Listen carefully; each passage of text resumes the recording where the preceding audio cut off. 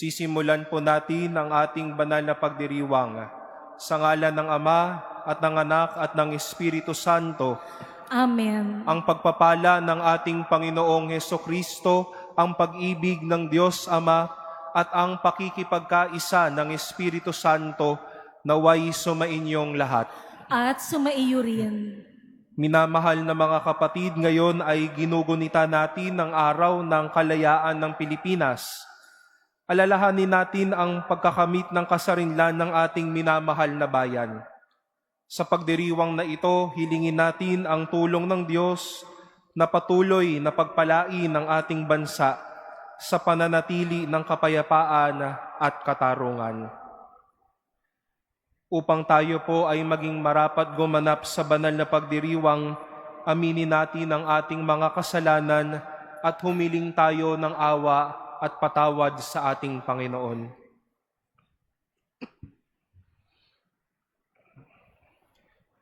Inaamin ko sa makapangyarihang Diyos at sa inyo mga kapatid, na luba akong nagkasala sa isip, sa salita at sa gawa, at sa aking pagkukulang.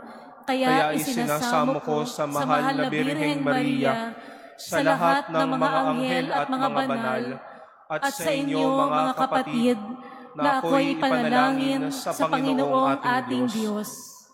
Kaawaan tayo ng makapangyarihang Diyos, patawarin tayo sa ating mga kasalanan, at patnubayan tayo sa buhay na walang hanggan. Amen. Panginoon, kaawaan mo kami. Panginoon, kaawaan mo kami. Kristo, kaawaan mo kami. Kristo, kaawaan mo kami. Panginoon, kaawaan mo kami. Panginoon, kaawaan mo kami. Manalangin tayo.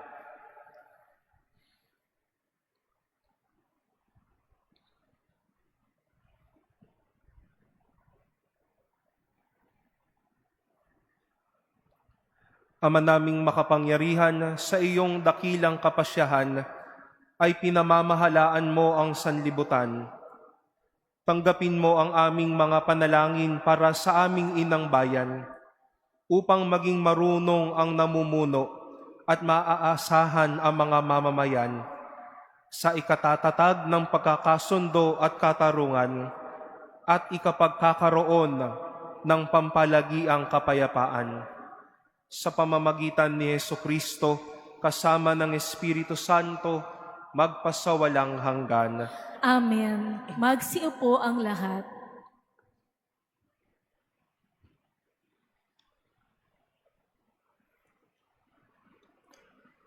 Pagbasa mula sa aklat ni Propeta Isaías. Sa mga araw na yon, ibubuhos sa atin ang Espiritu. Kung magkagayon, ang ilang ay magiging matabang lupa at ang bukirin ay pag-aanihan ng sagana. Ang katuwiran at katarungan maghahari sa lupain, pagkat pawang katuwiran ang gagawin ng bawat isa. Kaya iiral ang katahimikan at kapanatagan magpakailanman. Ang bayan ng Diyos ay malalayo sa kabalisahan at mamumuhay ng tiwasay. Ang salita ng Diyos. Salamat sa Diyos.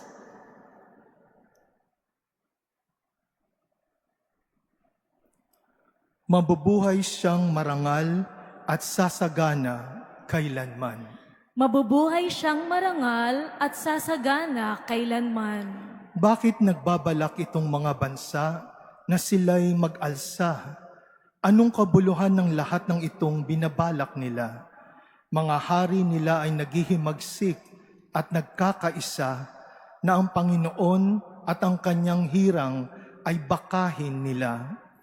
Pagsikapan nating tayo ay lumaya sa pagkaalipin at ating igupo ang pamahalaang sumakop sa atin.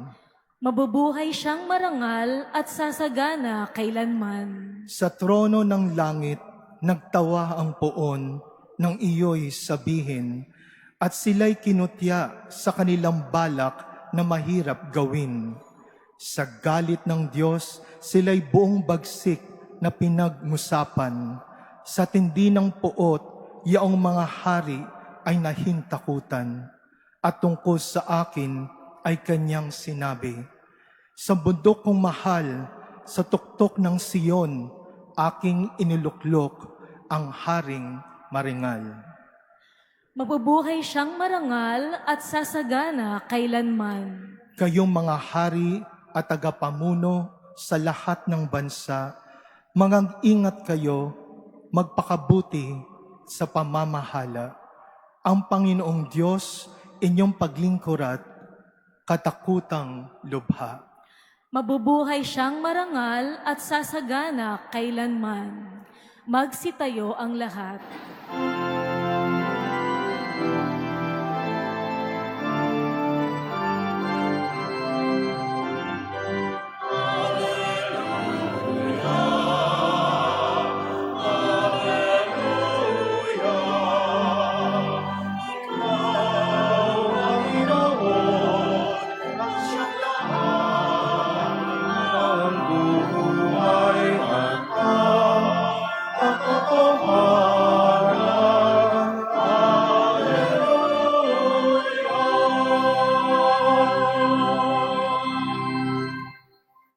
Sumainyo ang Panginoon. At sumaiyo rin. Ang mabuting balita ng Panginoon ayon kay San Mateo. Papuri sa iyo, Panginoon. Noong panahong iyon, nang makita ni Jesus ang napakakapal na tao, umahon siya sa bundok. Pagkaupo niya'y lumapit ang kanyang mga alagad at sila'y tinuruan niya ng ganito. Mapalad ang mga aba na wala nang inaasahan kundi ang Diyos, sapagkat makakasama sila sa kanyang kaharian. Mapalad ang mga nahahapis, sapagkat aaliwin sila ng Diyos. Mapalad ang mga mapagkumbaba, sapagkat tatamuhin nila ang ipinangako ng Diyos. Mapalad ang mga nagmimithing makatupad sa kalooban ng Diyos, sapagkat ipagkakaloob sa kanila ang kanilang minimithi. Mapalad ang mga mahabagin, sapagkat kahahabagan sila ng Diyos. Mapalad ang mga may malinis na puso, sapagkat makikita nila ang Diyos. Mapalad ang mga gumagawa ng daan sa ikapagkakasundo, sapagkat sila'y ituturing ng Diyos na mga anak ng Diyos. Mapalad ang mga pinag-uusig dahil sa kanilang pagsunod sa kalooban ng Diyos, sapagkat makakasama sila sa kanyang kaharian. Mapalad kayo kapag dahil sa aki inaalimura kayo ng mga tao, pinag-uusig at pinagwiwikaan ng lahat ng uri ng kasamaan na pawang kasinungalingan. Magdiwang kayo at magalak, sapagkat malaki ang inyong gantimpala sa langit. Gayon din ang ginawa ng mga tao sa mga propetang nauna sa inyo.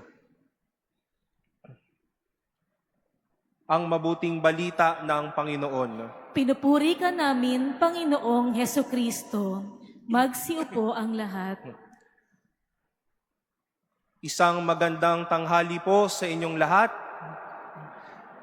Alam niyo po, sa normal na araw, alam po ito ng mga lingkod namin dito, hindi po kami napupuno ng gantong kadami. No? Bilang na bilang po namin sa aming mga kamay ang mga nagsisimba ng tanghali, na madami naman, pero ngayon, para po tayong linggo ng 8:00, at napupuno tayo. Kaya purihin po natin ang Panginoon sa araw na ito sa pagpapasalamat po natin sa biyaya ng ating kasarinlan. Alam niyo po, hindi lang naman siguro sa kasaysayan natin bilang Pilipino na nabalot o nababalot tayo sa iba't ibang uri ng trahedya. Kahit naman po ang ibang bansa sa kanilang ikinaunlad o nasaan man sila ngayon, ay hindi nakalampas sa ganitong usapin ng trahedya o kasamaan.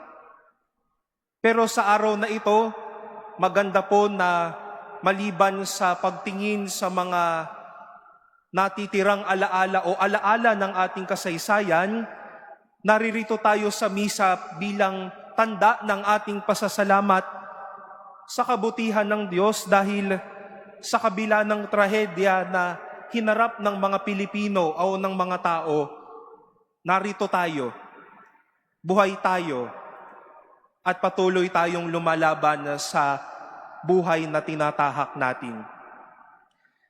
Kung inyo pong napansin, hindi po natin kinuha yung pagbasa sa araw na ito sapagkat tayo po ay nagmimisa alang-alang para sa isang pagmimisa alay para sa pagpapasalamat sa Diyos sa biyaya at sa araw ng kalayaan.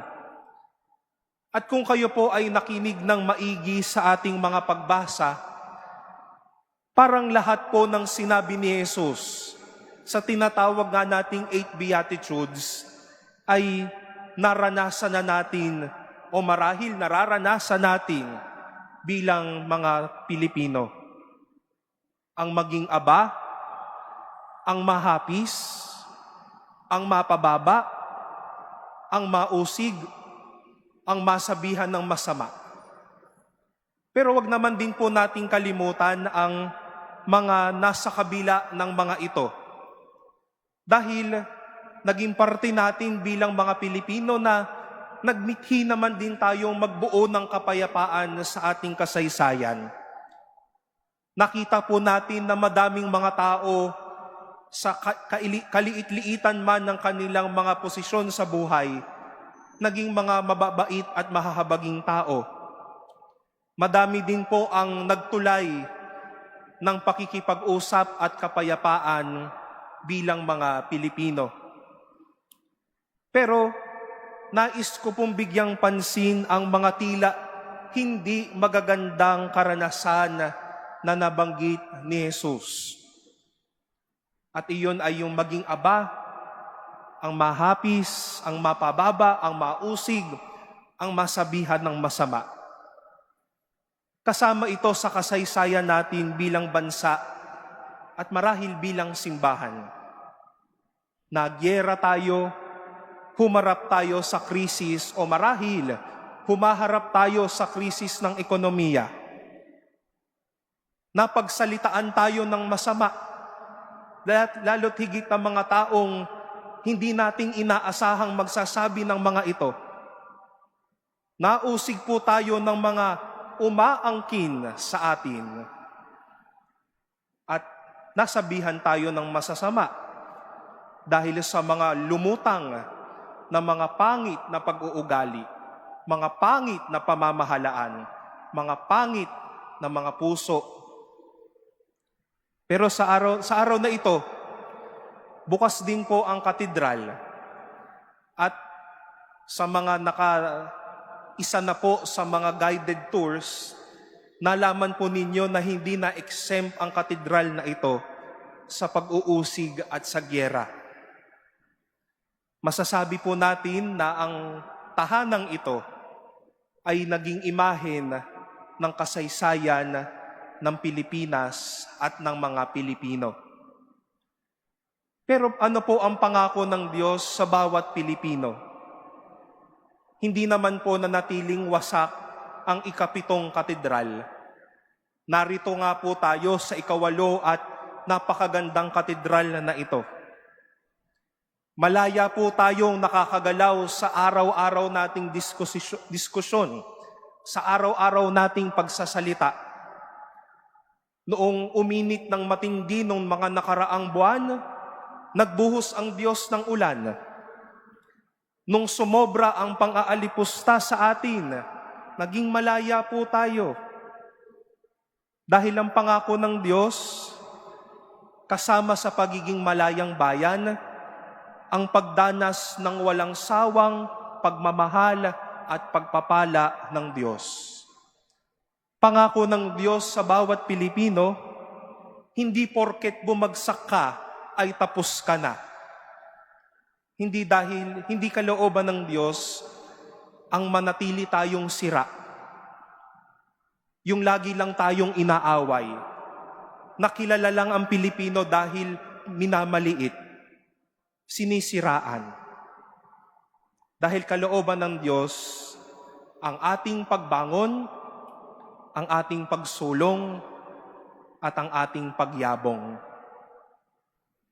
Sana po makilala ang mga Pilipino, hindi dahil mahirap, hindi dahil kinakawawa, hindi dahil pinagsasamantalahan, pero makilala ang bawat Pilipino dahil itinaas ng Diyos, pinagpala ng Diyos, at minahal ng Diyos kahit sa kahirapan at pagkakabagsak. Mga kapatid, maliban po sa pag-alala sa ating sa araw ng kalayaan, inaalala po natin na buong puso tayong inangat ng Diyos. Malaya tayong inangat ng Diyos sa mga umaaway sa atin. At pakatandaan po natin iyan. Huwag tayong manatiling mga Pilipinong sanay lamang na pinahihirapan, pinagpapalit, isinasantabi.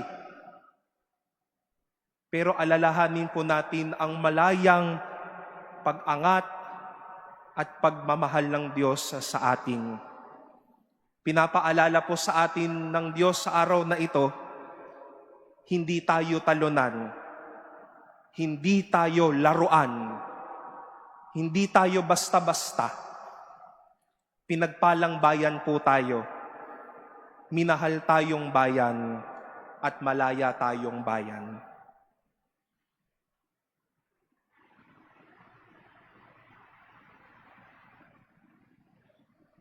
Magsitayo ang lahat.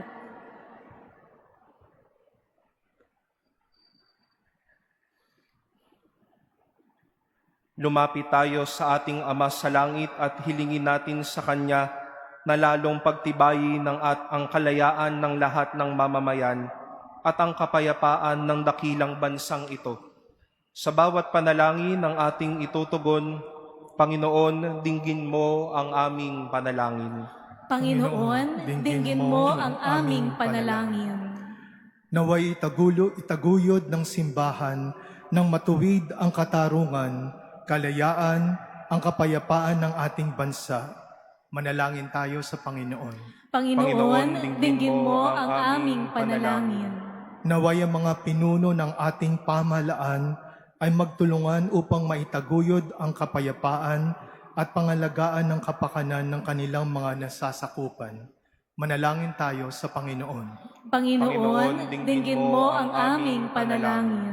Naway ang bawat pamayanan ay magpahayag ng pasasalamat para sa mga biyayang tinatanggap ng bawat isa at ng lahat. Manalangin tayo sa Panginoon. Panginoon, dinggin mo ang aming panalangin. Naway gabayan ng ating Panginoon ang lahat ng taong nagseserbisyo para sa mga mamamayang Pilipino ngayong panahon ng pandemya. Manalangin tayo sa Panginoon. Panginoon, dinggin mo ang aming panalangin. Naway ang mga kaluluwa ng mga pumanaw ay tamasahin ang mga gantimpala ng buhay na walang hanggan. Manalangin tayo sa Panginoon. Panginoon, dinggin mo ang aming panalangin.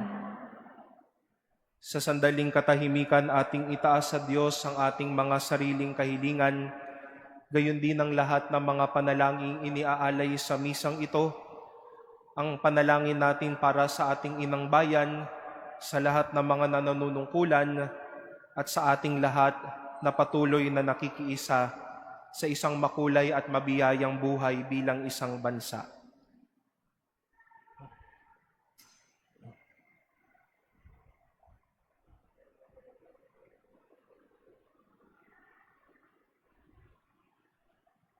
Manalangin tayo sa Panginoon. Panginoon, dinggin mo ang aming panalangin. Panginoon, ipagkaloob mo ang mga panalangin iniaalay namin para sa aming minamahal na bansa. Kasama ni Maria, ina ng iyong anak, na nabubuhay at nagahari magpasawalang hanggan. Amen. Magsiupo ang lahat.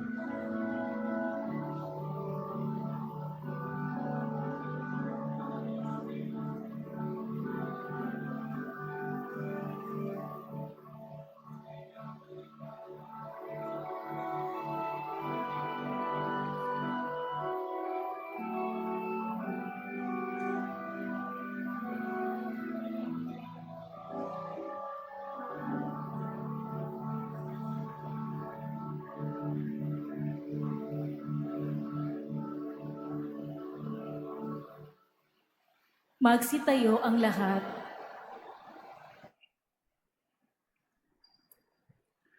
Manalangin kayo mga kapatid upang ang paghahain natin ay kalugdan ng Diyos amang makapangyarihan. Tanggapin nawa ng Panginoon itong paghahain sa iyong mga kamay, sa kapurihan niya at karangalan, sa ating kapakinabangan at sa buong sambayanan niyang banal. Ama naming lumikha, ang hain ng anak mong hari ng kapayapaan sa mga bansa ay hinihiling naming magpalakas sa pagkakaisa ng diwa ng mga anak mong kapayapaan ang adhika. Kaya't nag-aalay ngayon ng mga handog sa dambana sa pamamagitan ni Hesukristo kasama ng Espiritu Santo magpasawalang hanggan. Amen. Sumainyo ang Panginoon. At sumaiyo rin. Itaas sa Diyos ang inyong puso at diwa. Itinaas na namin sa Panginoon. Pasalamatan natin ang Panginoong ating Diyos. Marapat na siya ay pasalamatan. Ama naming makapangyarihan, tunay ngang marapat na ikaw ay aming pasalamatan. Ikaw ang lumikha sa tanan. Ikaw ang nagtakdang magkaroon ng gabi at araw, gayon din ang tag-init at tag-ulan. Ikaw ang humubog sa tao bilang iyong kawangis, na mapagkakatiwala ang mga siwa sa daigdig.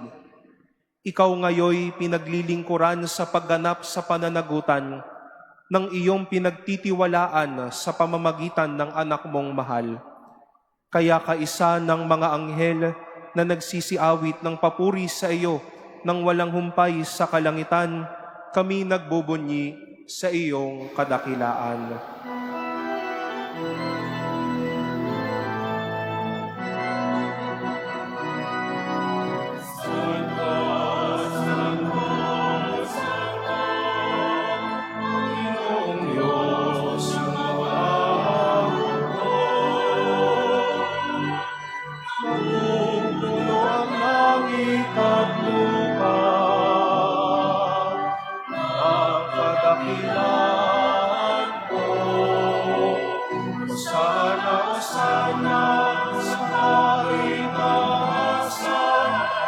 Osana, Osana, sa kaitaasan,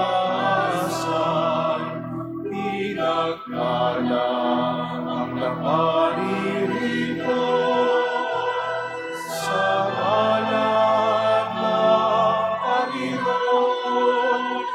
Osana, Osana, sa kaitaasan, Osana, Osana, sa kaitaasan. Osana, Osana, sa kaitaasan. Osana, Osana, sa kaitaasan.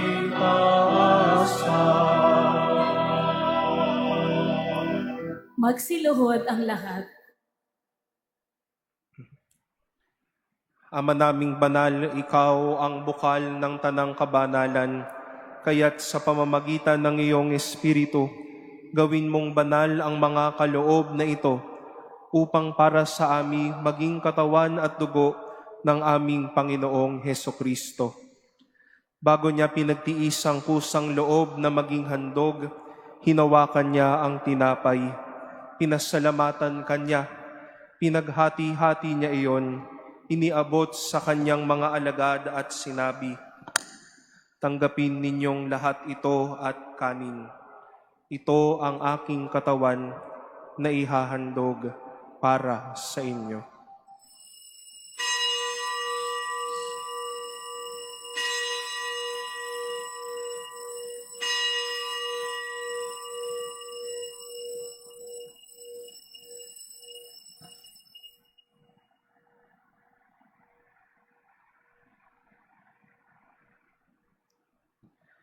Gayon din naman noong matapos ang hapunan, hinawakan niya ang kalis, muli kanyang pinasalamatan, iniabot niya ang kalis sa kanyang mga alagad at sinabi, "Tanggapin ninyong lahat ito at inumin.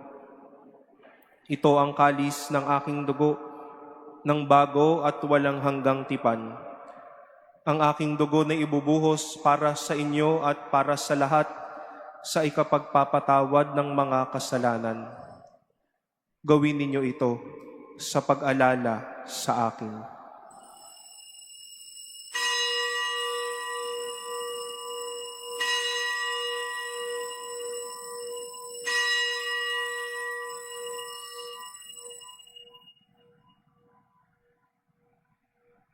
Magsitayo ang lahat. Ang misteryo ng pananampalataya. Aming ipinahayag na namatay ang iyong anak, na buhay bilang Mesiyas at magbabalik sa wakas para mahayag sa lahat. Ama, ginagawa namin ngayon ang pag-alala sa pagkamatay at muling pagkabuhay ng iyong anak.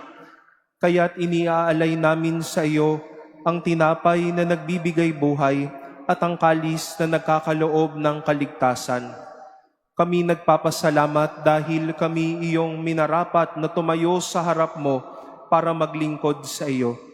Isinasamo namin kaming magsasalo-salo sa katawan at dugo ni Kristo ay mabuklod sa pagkakaisa sa pamamagitan ng Espiritu Santo. Ama, lingapin mo ang iyong simbahang laganap sa buong daigdig. Puspusin mo kami sa pag-ibig, kaisa ni Francisco na aming Papa at ni Jose na aming Obispo at ng Tanang Kaparian. Alalahanin mo rin ang mga kapatid naming nahimlay nang may pag-asang sila'y muling mabubuhay, gayon din ang lahat ng mga pumanaw. Kaawaan mo sila at patuloyin sa iyong kaliwanagan. Kaawaan mo at pagindapatin kaming lahat na makasalo sa iyong buhay na walang wakas, kaisa ng mahal na Birheng Maria na Ina ng Diyos, ng kanyang kabiyak ng pusong si San Jose, kaisa ng mga apostol, ni San Lorenzo Ruiz, ni San Pedro Calungsod at ng lahat ng mga banal na namuhay dito sa daigdig ng kalugod-lugod sa iyo. Maipagdiwang nawa namin ang pagpupuri sa ikararangal mo sa pamamagitan ng iyong anak na aming Panginoong Hesukristo.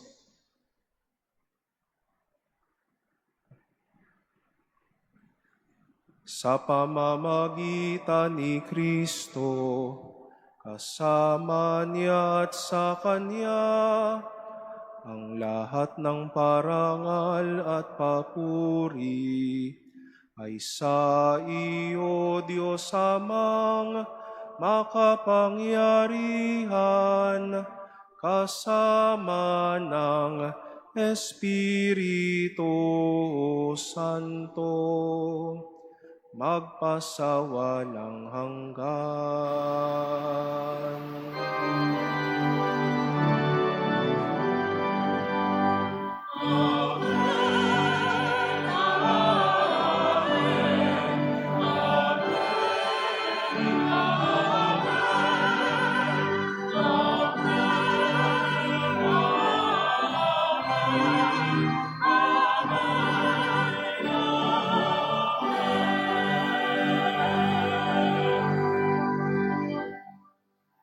Sa tagubilin ng mga nakagagaling na utos at turo ni Jesus na Panginoon natin at Diyos, ipahayag natin ng lakas loob.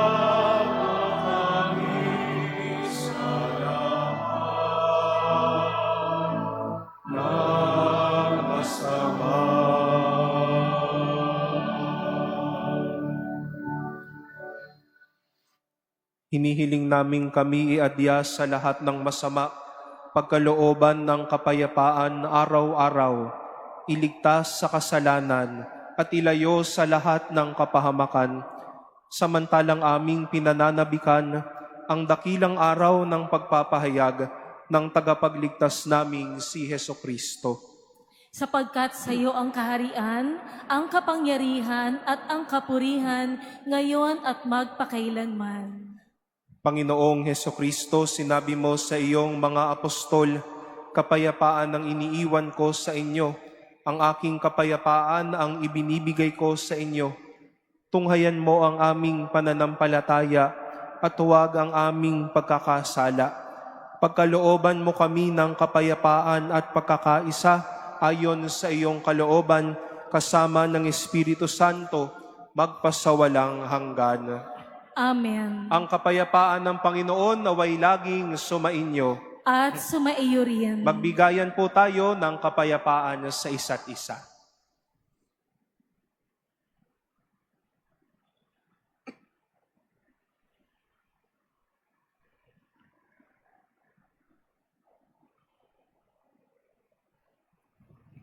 Kordero ng Diyos na nag-aalis ng mga kasalanan ng sanlibutan, maawa ka sa amin. Kordero ng Diyos na nag-aalis ng mga kasalanan ng sanlibutan, maawa ka sa amin. Kordero ng Diyos na nag-aalis ng mga kasalanan ng sanlibutan, ipagkaloob mo sa amin ang kapayapaan. Magsiluhod ang lahat.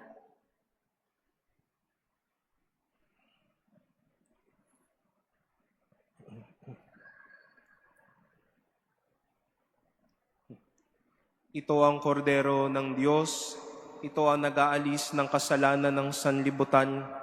Mapalad ang mga inaanyayahan sa kanyang piging. Panginoon, hindi ako karapat-dapat na magpatuloy sa iyo, ngunit sa isang salita mo lamang ay gagaling na ako.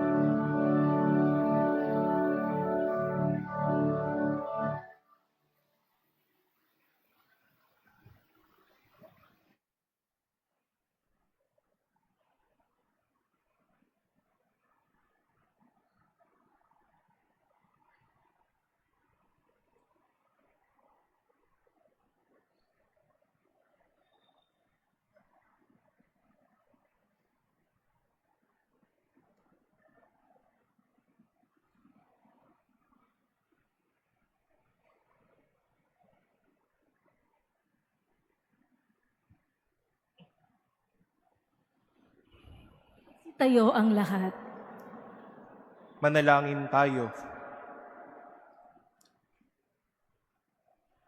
Ama naming mapagmahal, ipagkaloob mo sa amin ang espiritu ng pag-ibig na tunay upang kaming nakinabang sa katawan at dugo ng anak mong mahal ay maging tagapagdulot din ng kapayapaan sa tanan, sapagkat ito ang bigay niya sa amin bilang tagapamagitan kasama ng Espiritu Santo magpasawalang hanggan.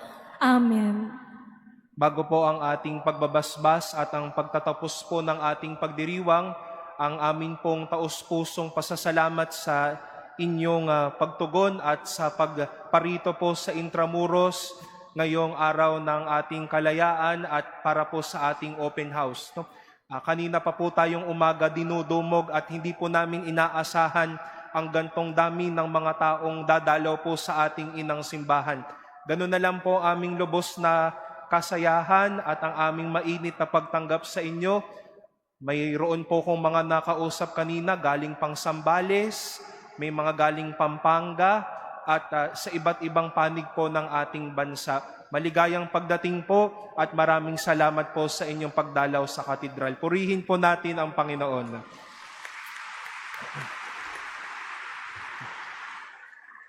Ang lahat din pong ito ay hindi rin po magiging posible po at ito po ay nais ko pong gawin sa ngalan po ng ating Rektor, Monsignor Rolly de la Cruz, ang pagpapaabot po natin ng pasasalamat sa mga tao sa likod ng open house na ito.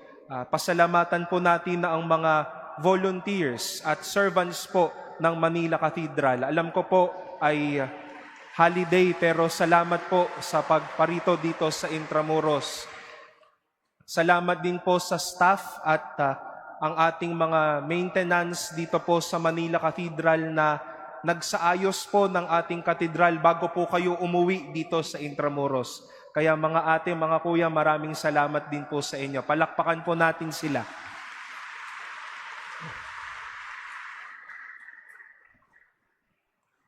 Gayon din po ang patuloy po naming paalala na mamaya po sa pagpapatuloy po ng ating open house ay una po isaalang-alang pa rin po natin na ang ating nililibot na lugar ay isang banal na lugar.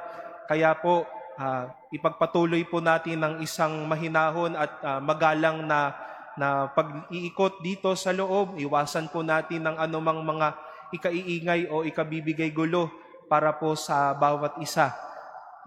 Panatilihin po natin ang kalinisan ng katedral. Ang mga basurahan po ay inyo pong makikita sa labas at sana po maging instrumento rin po tayo ng kalinisan kung tayo man po ay may makitang mga kalat sa ating paligid. Gayun din po, pakiingatan din po ang inyong mga daladalang mga gamit at ang inyong mga sarili sa anumang kapahamakan. Ayaw naman po namin na ang inyong una o ang inyong makahulugang pagdalaw dito ay naging karanasan din ng inyong ng isang masamang karanasan din po sa inyo, no? Kaya po, doble ingat po sa inyong mga sarili at sa inyong mga gamit. Sa mga nagnanais pong bumili ng ating mga souvenir, ng ating open house t-shirt, ito po ay inyo pong makikita po, malapit po sa ating entrance door, sa inyo pong gawing kanan, sa loob po ng Pius X Chapel. At sa mga nagugutom na po, mayroon pong mga food concessionaries po sa labas, malapit po sa ating Homeless Jesus Garden, dito po sa inyo pong gawing kaliwa. Matapos po ng misa ay kami, ang mga lingkod po, ay magse-settle down lang muna po sa kanilang mga pwesto bago po natin ipagpatuloy muli ang open house. At mamayang gabi sa inyo pong pag-uwi, patuloy po namin kayong inaanyayahan sa ating Wednesday Family Rosary na pangungunahan po ng Our Lady of the Annunciation Parish mula po sa Quezon City. Kaya po, patuloy po tayong manalangin at hilingin ang panalangin ng ating mahal na ina upang kanyang patnubayan ang bawat pamilya. Muli po, kaisa ni Monsignor Rolly, sa ngalan po ng buong Manila Cathedral Community, maligayang pagdating po at maraming salamat po sa inyong pag-uwi. Sumainyo ang Panginoon At sumaiyo rin. magsiyuko kayo habang iginagawad ang pagbabasbas. Ang di malirip na kapayapaan ng Diyos Ama ang lumingap sa inyong puso at pag-iisip sa pamamagitan ng pagkakakilala at pag-ibig niya at ng kanyang anak na si Jesucristo na ating Panginoon magpasawalang hanggan. Amen. At pagpalain kayo ng ating makapangyarihang Diyos, ang Ama at Anak at Espiritu Santo. Amen. Mga kapatid, tapos na po ang ating pagdiriwang. Humayo kayo sa kapayapaan at pag-ibig ng ating Panginoon. Salamat sa Diyos.